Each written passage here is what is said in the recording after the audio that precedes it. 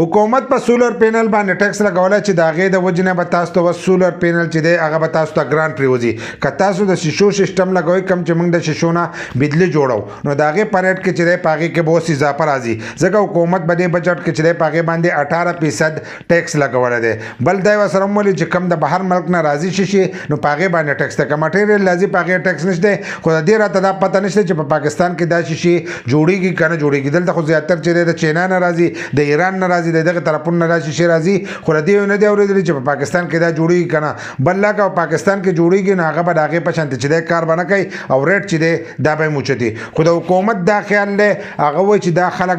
دغه نه استعمالوي سولر سیسټم نه استعمالوي او زمونږ دا ګرانه بجلي چې ده دا استعمالوي چې موږ په دې پسې څومره ټیکسونه ورولو او دغه ټیکسونه چې دي دا دی ادا کوي او موږ له راکوي نو د دې د وجې نه چې دی په سولر سیسټم باندې هغو دغه ټیکس لګولی دی چې غریب عوام ځان ته دغه سیسټم چې دی دا ونه لګوي نو د دې فیصلې په باره کې ستاسو څه خیال دی د حکومت